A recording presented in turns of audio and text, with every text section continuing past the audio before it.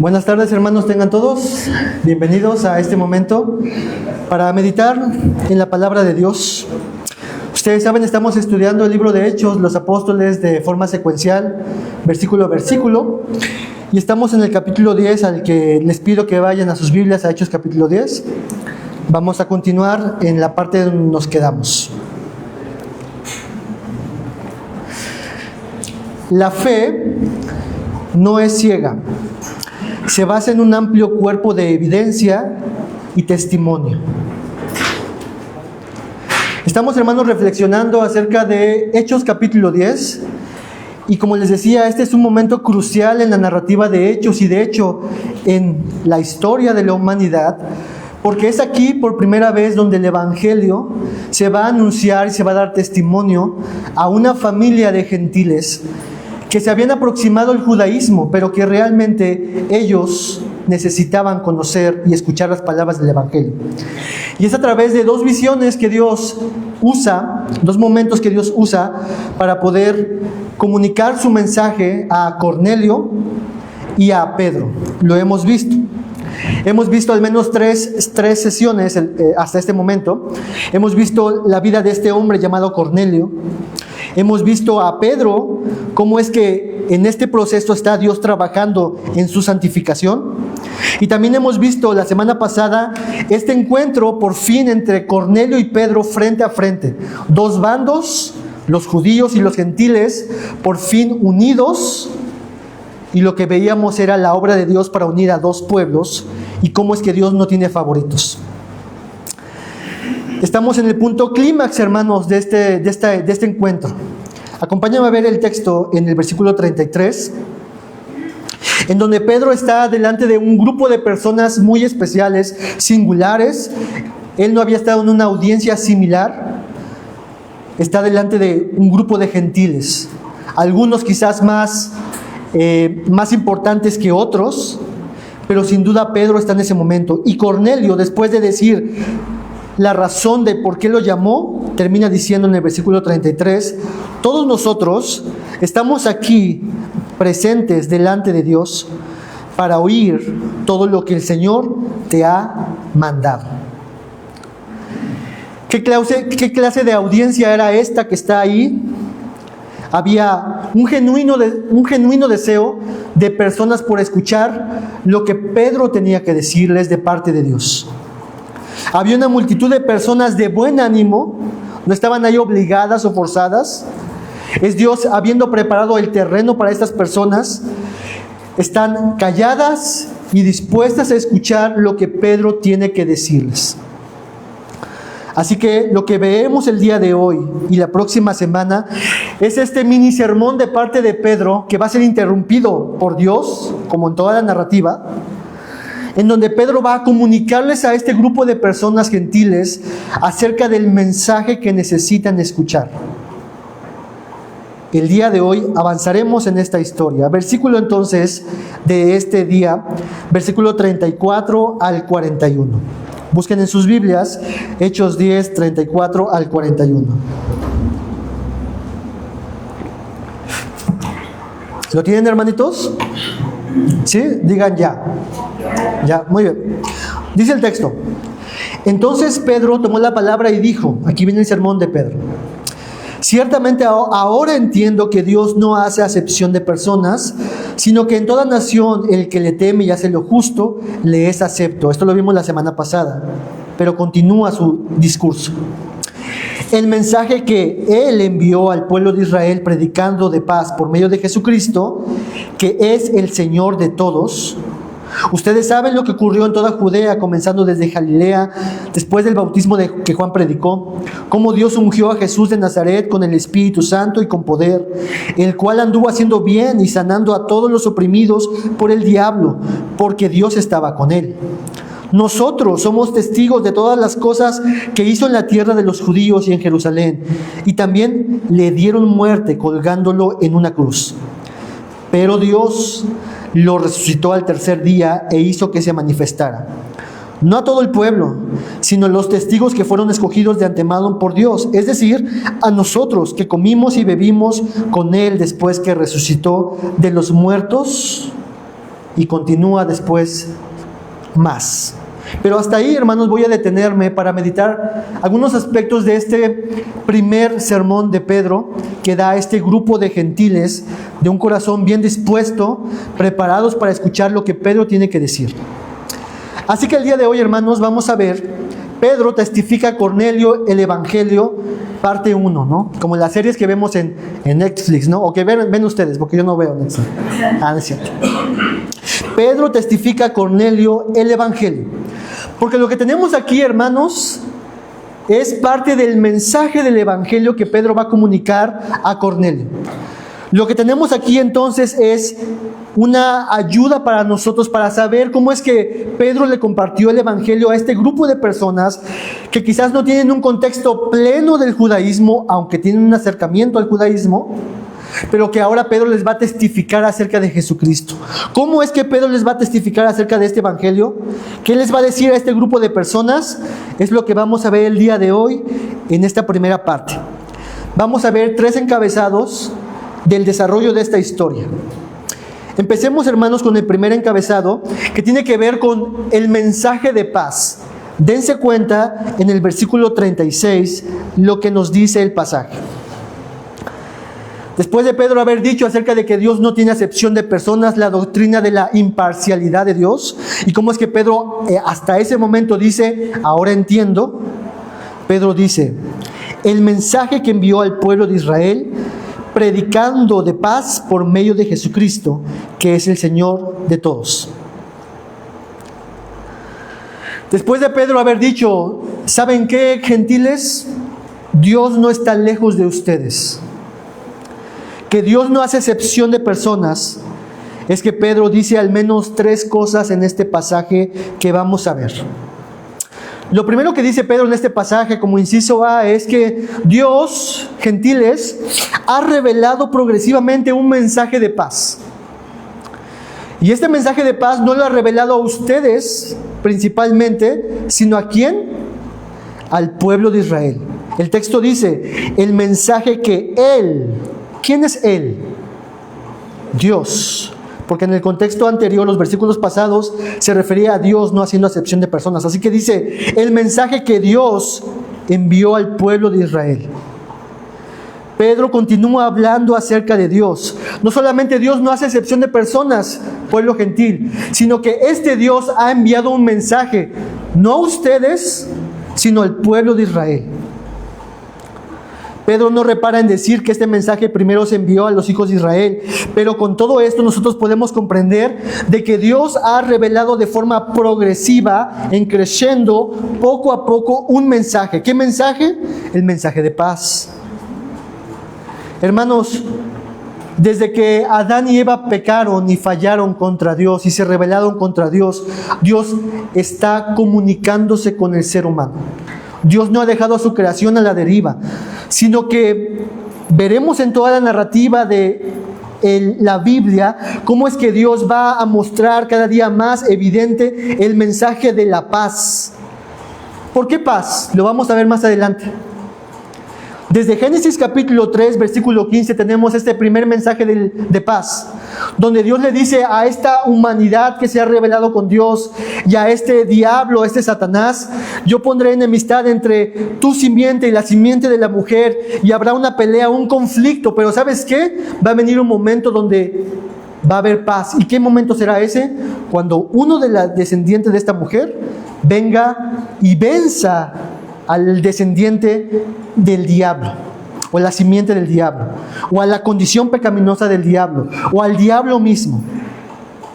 Desde ahí, hermanos, tenemos este mensaje de paz, que Dios va cada día más y más revelar, y es lo que Pedro está diciendo aquí. Dios ha enviado un mensaje al pueblo de Israel, y lo tenemos en las Santas Escrituras, en el Antiguo Testamento. No tengo tiempo para mostrarte cómo es que este mensaje es por todas las Escrituras del Antiguo Testamento, pero continuemos, hermanos. Inciso B, también lo que vemos en este pasaje es que Dios predica. Vean ustedes, hermanos, que es mismo Dios quien predica paz por medio de Jesucristo. Dice el texto en la Nueva Biblia de las Américas, predicando de paz por medio de Cristo. ¿Quién está predicando la paz, hermanos, según en este pasaje? Dios. ¿Por medio de quién? Es decir, Dios ha enviado un mensaje al pueblo de Israel. Él está predicando al pueblo de Israel a través de diferentes medios. Pero su medio más excelso y el definitivo es por medio de Cristo. Pedro está llevando a su audiencia a conocer y a entender que Jesucristo es el medio final por el cual Dios ha revelado totalmente y definitivamente este mensaje de la paz. Es interesante, hermanos, que en este contexto Pedro use el término y la expresión paz, porque ¿cuál era la condición de los judíos con los gentiles? Enemistad. Había un pleito, una enemistad, había un distanciamiento, no había paz entre ellos. Y Pedro dice, Dios ha predicado a través de Cristo un mensaje de paz. Para los contextos de los romanos, hermanos, también tenía otra concepción acerca de la paz. Es lo que se conoce como la Pax Romana. ¿Qué era la Pax Romana? La paz romana era un estado en donde se imponía el gobierno romano sobre las ciudades a través de la violencia, de la fuerza, pero aún así dejando sus culturas y tradiciones. La paz romana era a través de una violencia, pero Pedro usa la expresión paz para enseñarnos, tanto a judíos como a gentiles, la verdadera paz y el verdadero conflicto. Porque la paz aquí nos lleva a pensar, ¿hay un conflicto acaso? ¿De qué conflicto está hablando Pedro? Miremos, por ejemplo, algunos textos que tengo ahí de referencia. Veamos, por ejemplo, Marcos 1:15, que yo sé que ustedes lo saben, hermanos, nos lo hemos aprendido. ¿Alguien que pueda citarlo de memoria, hermanos? Marcos 1:15. El tiempo se ha cumplido.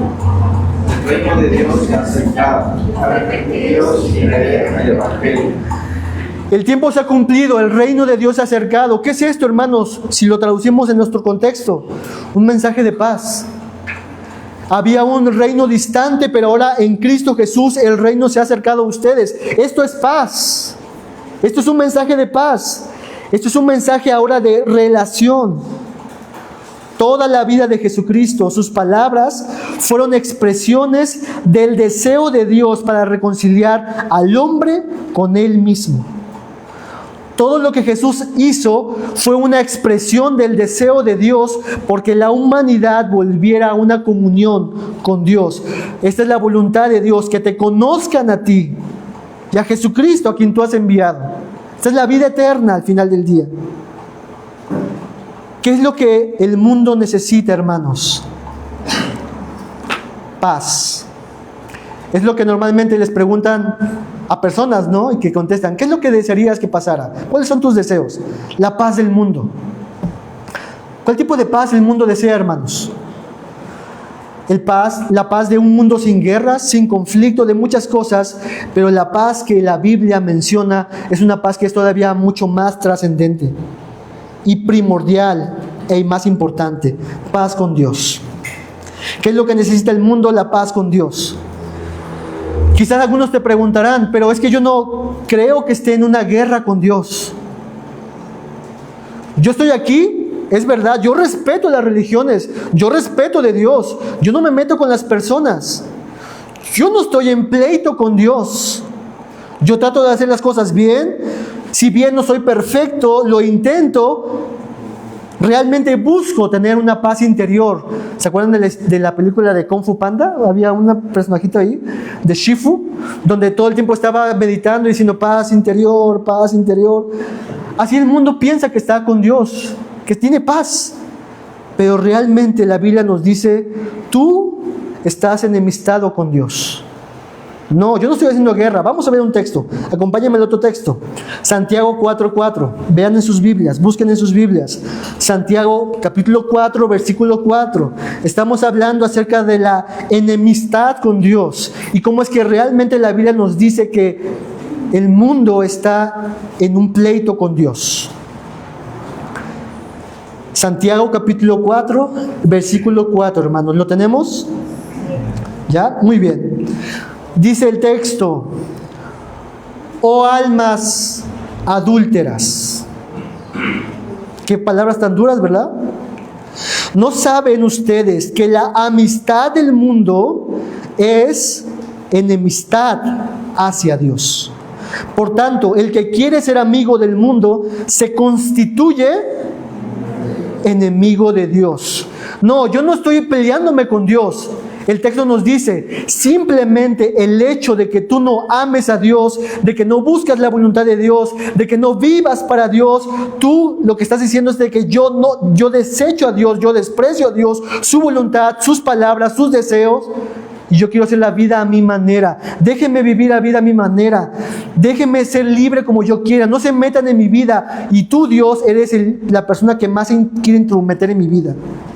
El texto dice, porque la amistad, el amor hacia el mundo, lo que en el mundo es enemistad contra Dios. Y por lo tanto, ante los ojos de Dios, toda persona que no ama a Dios, que no adora a Dios, que no busca a Dios, que no honra a Dios, que no trata de hacer la voluntad de Dios, que no tiene a Cristo, es enemiga de Dios. Porque ellos mismos deciden ser enemigos de Dios. Cuando una persona dice, a mí no me importa lo que Dios diga, yo quiero hacer lo que me place, es una expresión más de nuestra enemistad contra Dios. Y muchos de los que estamos aquí, hermanos, ¿éramos enemigos de Dios en este sentido? Sin duda, hermanos, todos. Veamos otro texto más, Juan capítulo 14, versículo 27. Juan capítulo 14, versículo 27.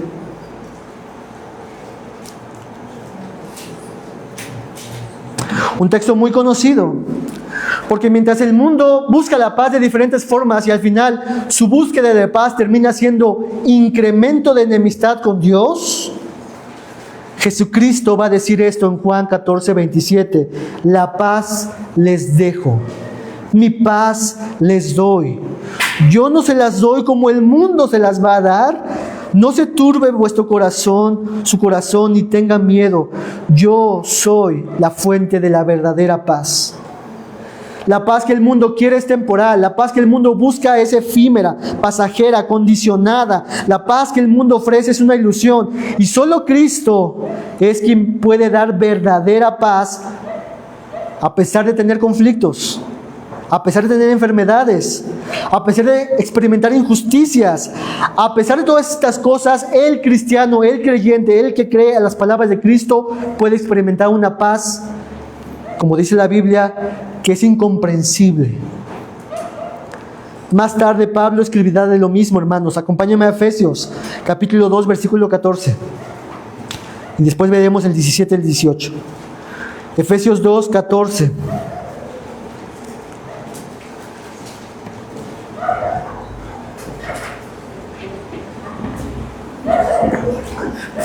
Efesios 2, 14. ¿Lo tenemos, hermanos? Dice, porque Él mismo, hablando de Jesús, ¿qué es? Nuestra paz. Es lo que estamos viendo en este pasaje. Él mismo es nuestra paz, que de ambos pueblos, aquí habla de los gentiles y judíos, hizo uno, derribando la pared intermedia. Versículos 17 y 18. Y vino este Jesús y anunció paz a ustedes que estaban lejos y paz a los que estaban cerca, porque por medio de Cristo los unos y los otros tenemos nuestra entrada al Padre en un mismo espíritu.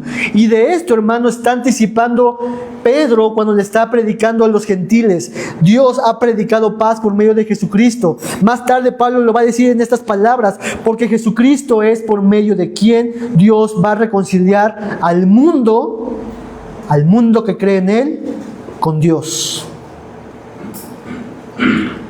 ¿Qué más aprendemos de este pasaje, hermanos?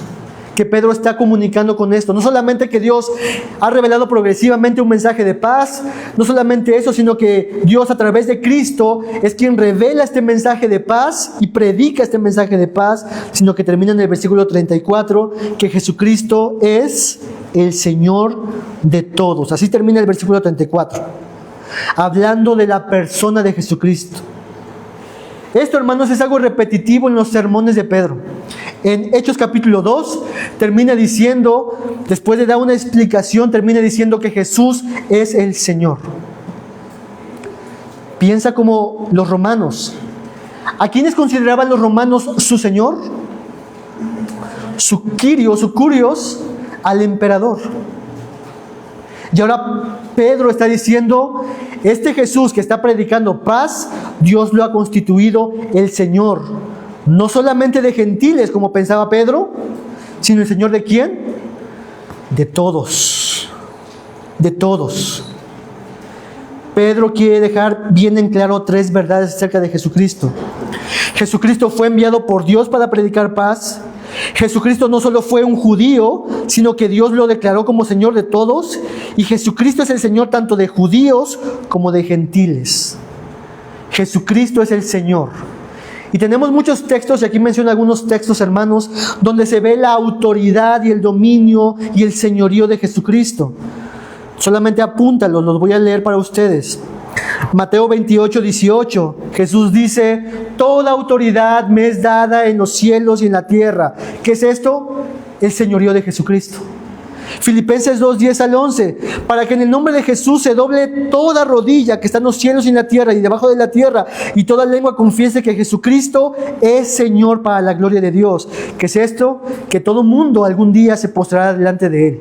Algunos para adorar a Él, algunos enojados delante de Él, pero todos se postrarán. Lucas 6, 46, porque a ustedes me llaman Señor, Señor. ¿Por qué me hacen llamar Señor, Señor y no hacen lo que yo les digo? El señorío de Cristo. El señorío de Cristo pide obediencia exclusiva a Dios. Salmo 3:8. Dice el texto, la salvación es del Señor. Sea sobre tu pueblo tu bendición. Jesús es el Señor, dueño de la salvación y quien puede otorgar y salvar a todo aquel que venga a Él. Con todo esto, hermanos, Pedro está en un preámbulo mostrando muchas cosas acerca de lo que va a continuar diciendo. Pero al menos tenemos aquí algo, hermanos, de lo que podemos considerar. Jesucristo es el Señor de todos. Y ahora Jesús, lo que va a hacer con este pueblo gentil, que ya les ha dicho muchas cosas. Por ejemplo, el Señor no es el César, el Señor no son los sacerdotes judíos, el Señor es Jesucristo. Y ahora Pedro va a predicarles y anunciarles y a describir más acerca de la persona de Jesús. Punto número 2. Jesús, su ministerio, su muerte y su resurrección. Eso es lo que va a predicar el Pedro en esta primera parte. Después de haber dicho que Jesús es el Señor, Pedro ahora va a describir de forma narrativa y en cierta forma histórica la vida y la persona de Jesucristo. Va a señalar su ministerio, su muerte y su resurrección. Y esto, hermanos, se repite constantemente en muchos momentos donde las personas dan testimonio acerca de Jesús. Van a hablar de Jesús acerca de su vida, de su muerte y de su resurrección. Por lo tanto, hermanos, ya de aquí tenemos una enseñanza acerca de lo que tenemos que predicar a las personas. ¿Qué tenemos que predicar a las personas? Acerca de Jesús. No se trata acerca del sueño que tuviste o de lo que Dios ha hecho con tu vida, aunque se pueda hacer, sino se trata acerca de señalar a este hombre, Dios llamado Jesús. Inciso A, en este desarrollo solamente leamos. Y dice acerca de su ministerio, versículo 37 y 38.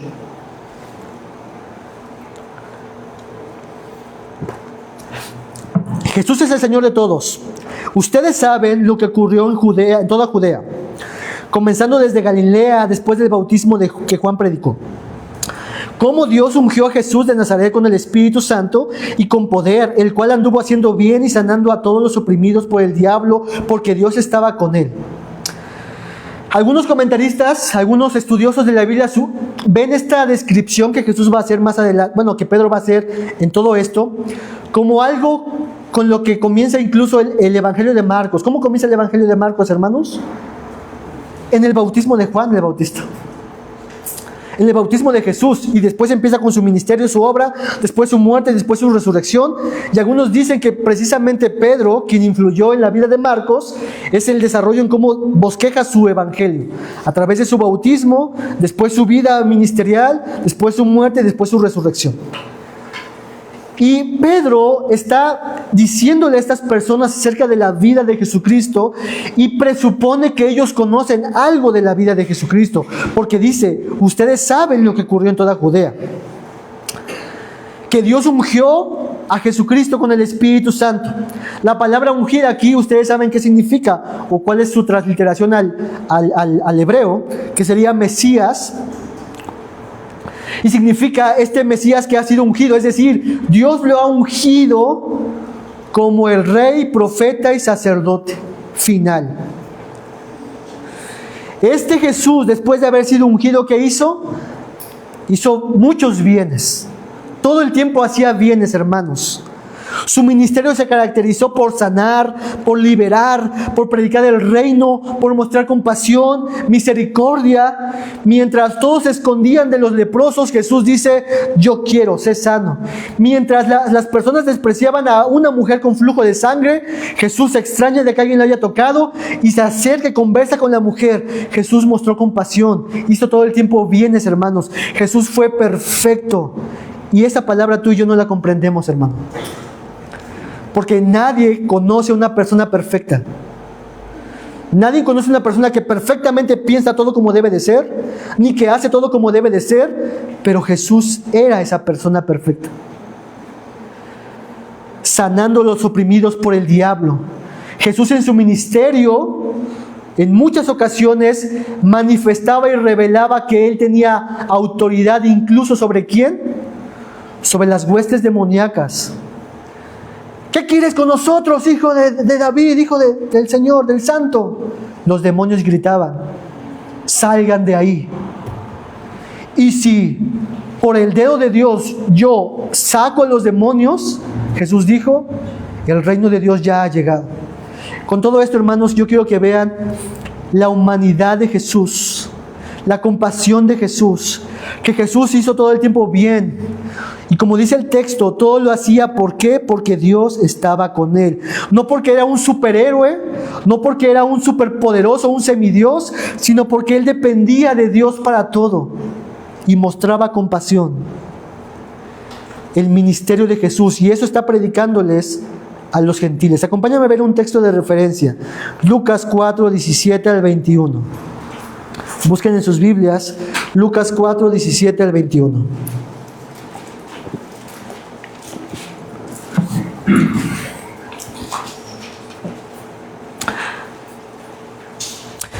A Jesús un momento estando en la sinagoga, como es costumbre de algunos rabíes principalmente, tomaban parte del libro y explicaban alguna cosa, hacían una midrash de todo eso.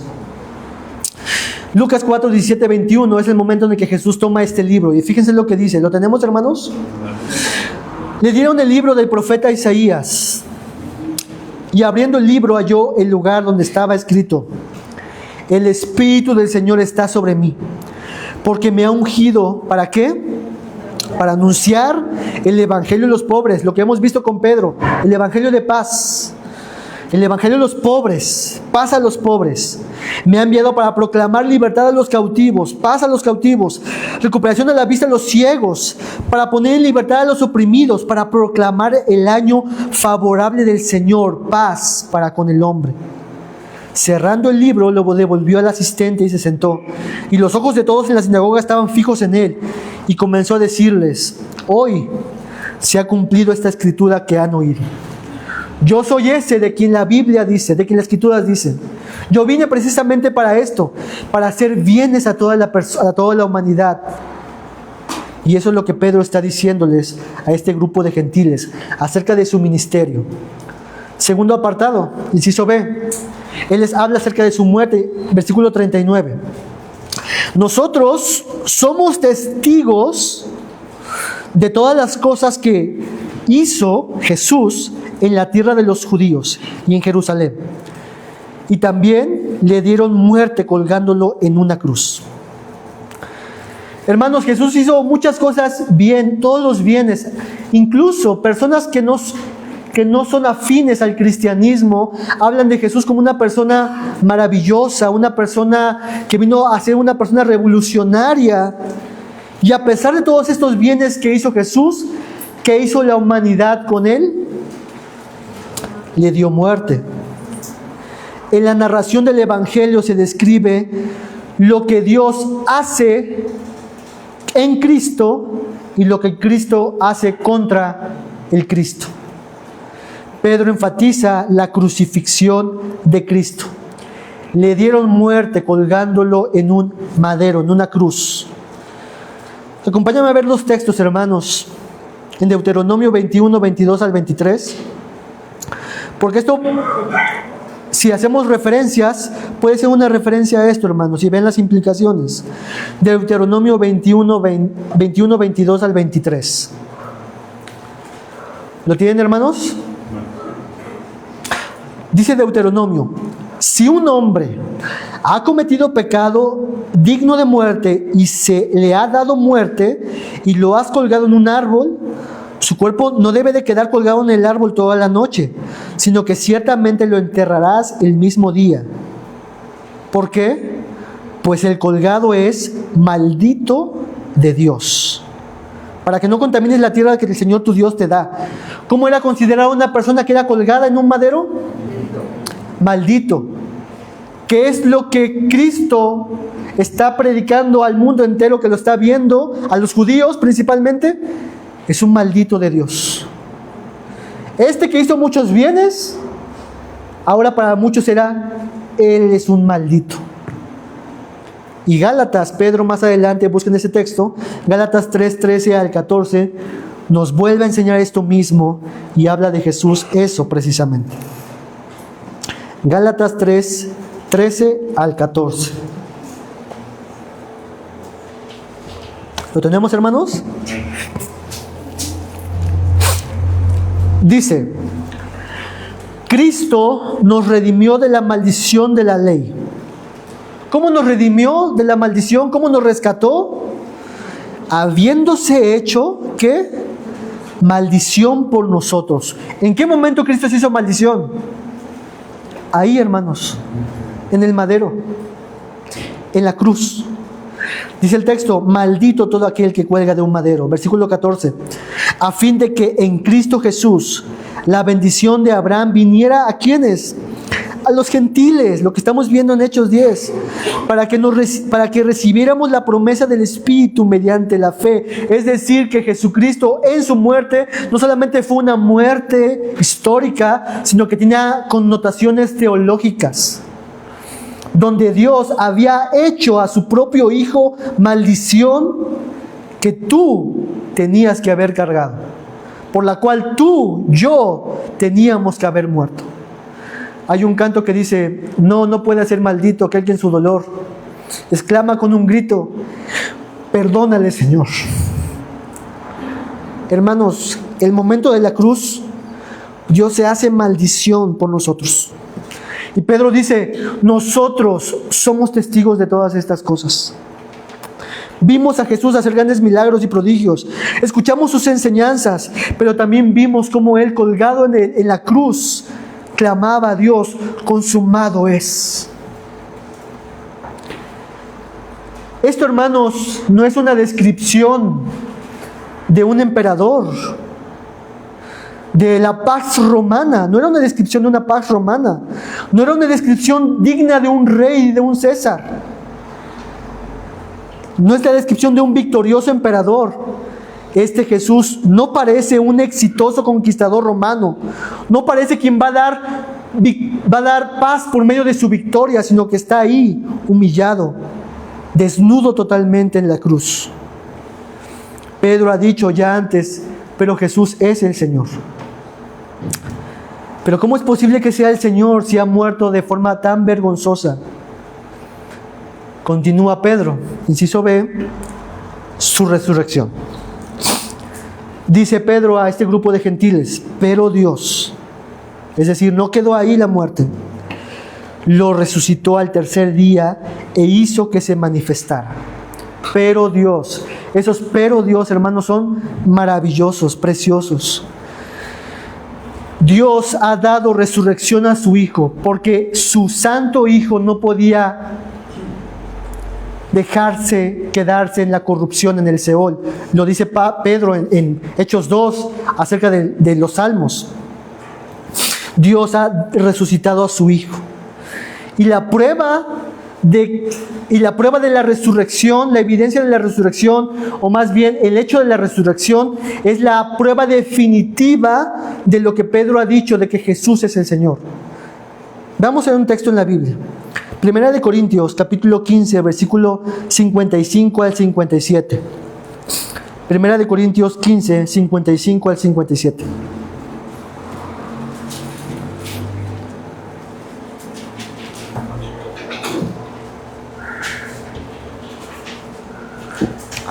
¿Lo tienen, hermanitos? ¿Alguien puede darle lectura, por favor? Carlitos, ¿sí puedes dar lectura, por favor? ¿Dónde está, oh muerte, tu aguijón? ¿Dónde, oh sepulcro, tu victoria? Ya que el aguijón de la muerte es el pecado, y el poder del pecado la ley. Mas gracias sean dadas a Dios, que nos da la victoria por medio de nuestro Señor Jesucristo.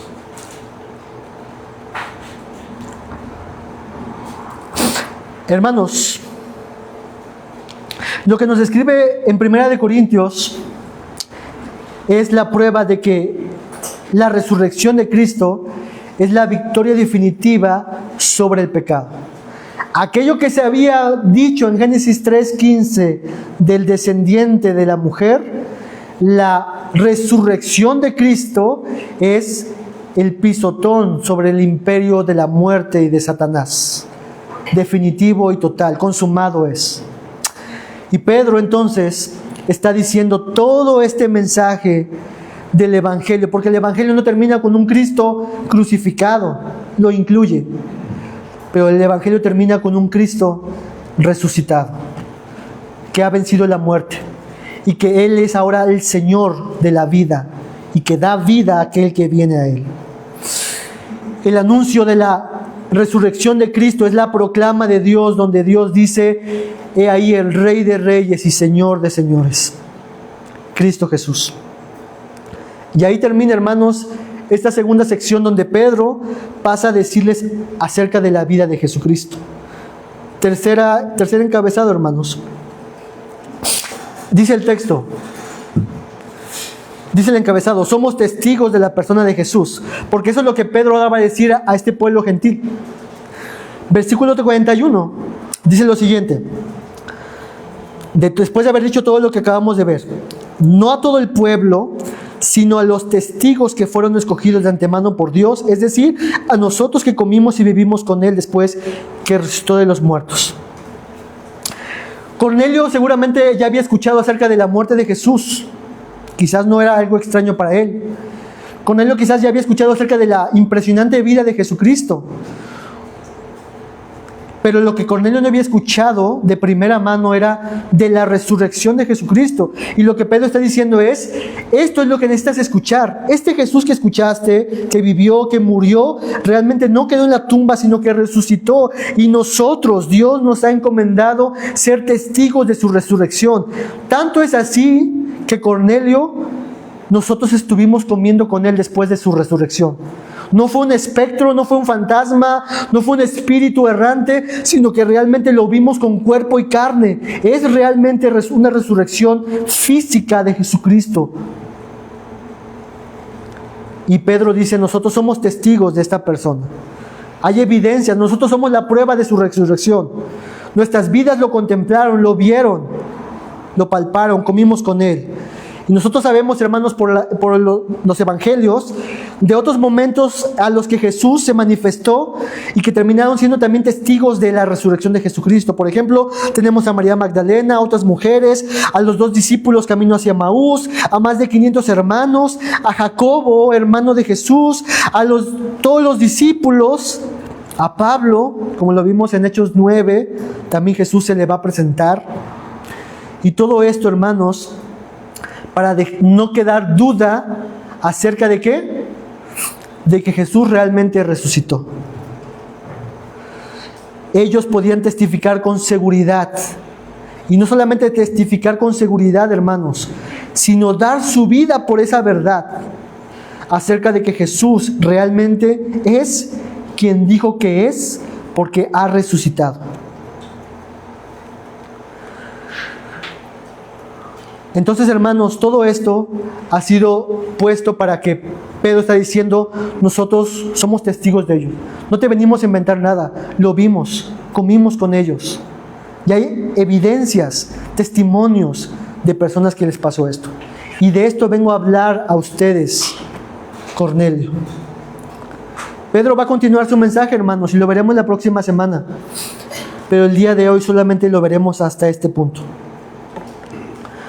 Así que Pedro testifica a Cornelio el Evangelio, este mensaje que todos necesitamos conocer, creer y anunciar. Y en alguna forma, hermanos, yo lo he sintetizado en dos realidades. El mensaje del Evangelio. Pedro ha comenzado a comunicar a este auditorio de gentiles en alguna forma dos realidades. La primera realidad, o parte de ellas, es una realidad histórica. El mensaje del Evangelio descansa sobre una realidad histórica. No es un sueño, no es una ilusión, no es un buen deseo, no es una leyenda, no es un cuento de hadas, sino una realidad histórica. Y eso es lo que Pedro le está anunciando a Cornelio. Ha sucedido esto. Ha pasado esto. Hemos caminado con él en su vida, lo vimos en su muerte y lo vimos resucitado. Había Jesús caminando en el punto A, después en el punto B en su muerte y después en el punto C en su resurrección. Esto es real, es algo histórico, es una evidencia contundente en la historia. Ojalá tuviera más tiempo, hermanos, de hablarles de evidencias históricas a favor de la resurrección de Jesucristo, a favor de la cosmovisión cristiana, quizás en algún momento pudiéramos hacerlo. Pero hermanos, la fe cristiana, la cosmovisión cristiana se fundamenta en una realidad histórica. Y es por eso que Pedro les anuncia a estos testigos que ellos han caminado con Jesús, que han comido con Jesús, que vieron sus milagros, para que vean que esto no es un cuento, sino que realmente ha sucedido en la historia. El cristianismo, hermanos, como algunos dicen, de hecho en aquel entonces, no es una ilusión colectiva, sino una realidad histórica. Hombres y mujeres de diferentes contextos dieron su vida y cambiaron su vida y fueron transformados sus vidas por una verdad del Dios verdadero, dueño de la historia, que ha dejado evidencia de esta realidad histórica. Personas que antes eran enemigos acérrimos, ¿se acuerdan de alguno de ellos? Pablo, después va a dar su vida, a pesar de haber sido antes un enemigo total contra el cristianismo. Pablo ahora va a cambiar toda su realidad porque se ha encontrado con una realidad verdadera, histórica. Acompáñame a ver un texto en la Biblia, ahí en la referencia que tenemos, 1 Corintios, otra vez, 15, versículo 13 y 14. 1 Corintios 15, 13 y 14.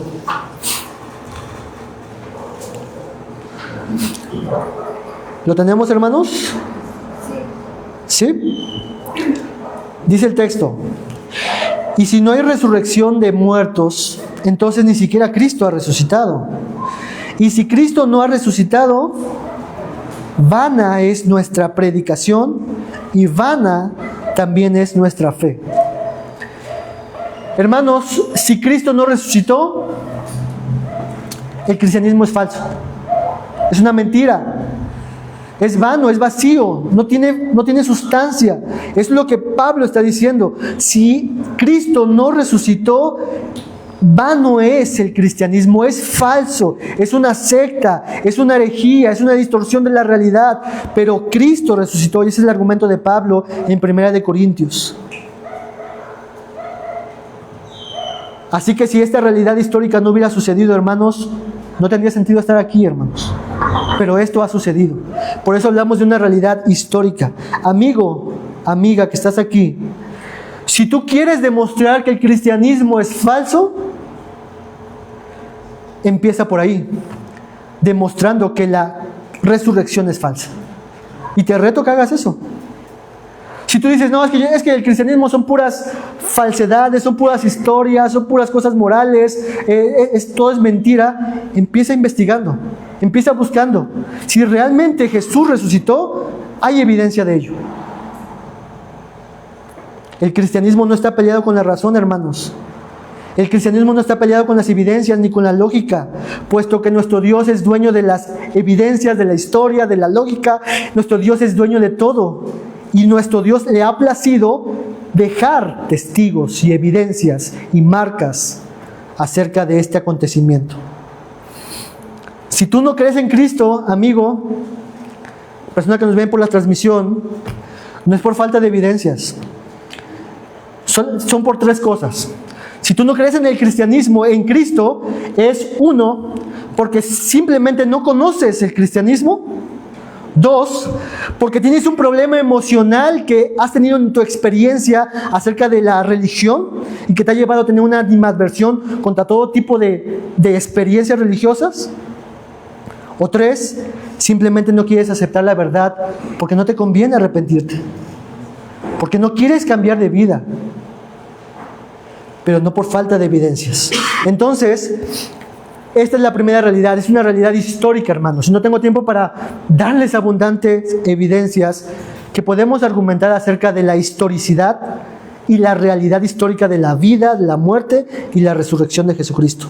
Pero también Pedro no solamente va a decirles este momento, narración histórica, sino también va a haber una realidad teológica de fondo.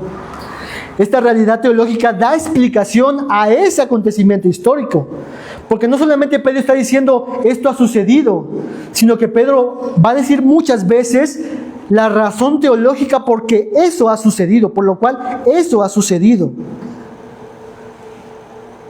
Parte de estas realidades teológicas, hermanos, que hemos visto, que ha enseñado ya Pedro en lo que hemos visto el día de hoy, es que el hombre está enemistado con Dios. Es que Dios ha mandado a Jesucristo para reconciliar al hombre con Dios. Es que mediante la obra de Jesús es que el hombre puede tener paz con Dios. Y es que Jesús es el Señor. Todas estas son declaraciones teológicas que dan explicación a por qué ha sucedido esto en la historia. Vamos a ver un texto, hermanos, en la Biblia acerca de esta realidad teológica de la vida, la obra, la muerte y la resurrección de Jesucristo. Romanos capítulo 5, versículo 1, hermanos. Acompáñame a ver ese texto en la Biblia. Búsquenlo en sus Biblias. Es un texto bien conocido. Romanos 5, 1. ¿Lo tenemos, hermanos? ¿Para qué vino Jesús, hermanos, conforme a lo que hemos visto el día de hoy? Solamente con el día de hoy. ¿Para qué vino Jesús a la tierra? Paz. ¿Cómo yo me apropio de esa paz? Romanos 5:1. Por tanto, habiendo sido justificados por la fe, tenemos que paz para con Dios por medio de nuestro Señor Jesucristo. Esta es la realidad teológica del por qué Jesús vino.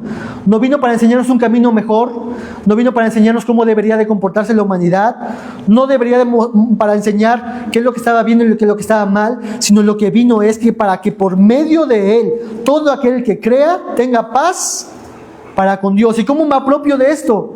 El texto dice, cree en Jesucristo. Cree en Jesucristo. Confía en Él. Solo por la mediación de Cristo, solo Christus, es que tenemos paz para con Dios por medio de poner nuestra esperanza, confianza, vida, dependencia enteramente a la obra que Jesús hizo en la cruz, en su vida, en su resurrección. Y es por eso, hermanos, que Pedro está presentando a este grupo de gentiles que solamente por la obra de Cristo ustedes también pueden tener paz para con Dios. Leamos otro texto más, hermanos. Colosenses 1, 19 al 23. Colosenses capítulo 1, 19 al 23. Estamos viendo esta realidad teológica que cuando Pedro habla acerca de la vida, obra de Jesús, ¿qué significa esto? Desde la teología, desde el contexto, panorama de la Biblia, Colosenses 1, 19 al 23 nos dice algunas cosas. ¿Lo tenemos, hermanos? Dice, porque agradó al Padre que en Él, es decir, Jesús, habitara toda la plenitud. Y por medio de Él, ¿qué va a hacer Jesús? Reconciliar, lo que estamos viendo, todas las cosas consigo, habiendo hecho la paz por medio de ¿qué? De su sangre, de su cruz, de la sangre de su cruz. Por medio de Él, repito, ya sean las cosas que están en la tierra o en los cielos, y aunque ustedes estaban lejos y alejados y eran de ánimo hostil, ocupados en malas obras, sin embargo ahora Dios los ha reconciliado en Cristo en su cuerpo de carne, mediante su muerte, a fin de presentarlos santos, sin manchas, irreprensibles delante de Él. Esto Él hará si en verdad permanecen en la fe, bien cimentados y constantes, sin moverse de la esperanza del Evangelio que han oído, que fue proclamado a toda creación debajo del cielo, y del cual yo, Pablo, fui hecho ministro. La explicación teológica de todo esto es, Cristo ha venido para esto precisamente, para reconciliar al mundo para con Dios y todo tipo de persona. No importa la condición en la que esté, si solamente se acerca con fe a Jesucristo, tendrá paz para con Dios. Jesús es el Señor de todos. Jesús es quien nos puede reconciliar con Dios. Jesús hizo todo lo necesario para salvar a enemigos a través de su vida y muerte. Jesús resucitó, declarando así que Él ha vencido, y así todo aquel que venga a Él recibirá vida eterna y perdón de pecados. Esto, hermanos, es lo que Pedro está comunicando a los gentiles. Una realidad histórica, evidencias y una realidad teológica. Empecé citando, hermanos, una frase: la fe no es ciega, se basa en un amplio cuerpo de evidencia y testimonio. Y esta frase fue dicha por un hombre llamado Lee Strobel. ¿Lo conocen? ¿Alguien lo conoce? Hay una película que les recomiendo ver. Es el momento de las cápsulas de recomendación, ¿va? Se llama El caso de Cristo. Él escribió un libro. Esta persona era un periodista ateo, militante ateo, en el que fue retado a que le dijeron: si tú quieres realmente saber si el cristianismo es falso o no, investiga y prueba la evidencia, si existe o no evidencia, si es plausible o no que Cristo resucitó. Y este hombre va e investiga como periodista y pregunta a teólogos, investigadores, ateos, etcétera.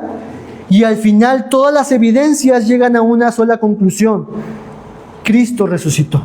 Es plausible, es evidente por todos este cúmulo de evidencias que Jesús resucitó. Pero no solamente quedó ahí, hermanos, sino que entonces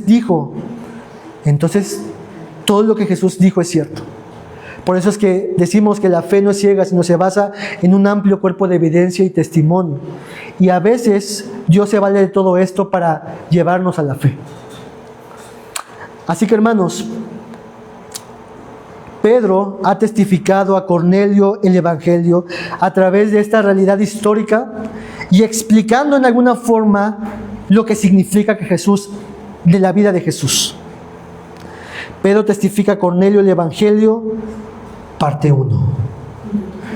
La siguiente semana veremos la parte 2, hermanos, y que de hecho, ya les diré la próxima semana. Vamos a terminar, hermanos, con una oración acerca de lo que vimos el día de hoy. Señor, te damos muchas gracias, porque Dios, te ha placido, Dios, a través de este pasaje recordarnos que el cristianismo tiene razones de peso por el cual decir es verdadera. Pero no solamente para decir que es verdadera, sino para poder responder con obediencia debido a eso. Y muchos de los que estamos aquí, Señor, hemos sido seducidos, convencidos, hemos sido inquietados a poder acercarnos a tu palabra y creer en la vida y la persona de Cristo. Y muchos de los que estamos aquí hemos experimentado paz contigo, Señor. Éramos malos por naturaleza, rebeldes a tu voluntad, a tu voz, pero tú te acercaste a nosotros, Señor, y abriste nuestros ojos para que por primera vez pudiéramos ver a este Cristo hermoso y precioso y correr a Él con toda confianza y libertad, descansando en su vida, Dios. Pero Dios, si hay alguien aquí, Señor, que no te ha conocido, Dios, tú puedas darte a conocer a través de esta realidad histórica y teológica, Dios. Y que puedan disfrutar aquello, Señor, que tú has prometido darle a todo aquel que venga a ti, Señor. Tú no pides perfección para venir a ti. Tú simplemente pides, vengan a mí los cansados, trabajados, quebrantados, que yo los haré descansar. Señor, ayúdanos, ayúdales y permítenos a nosotros como Pedro ser testigos de tu gran amor, Dios. Hablarle a las personas acerca de tu vida y que puedan tener verdadera vida en ti, Jesús. Gracias te damos por todo, en el nombre de Jesús. Amén.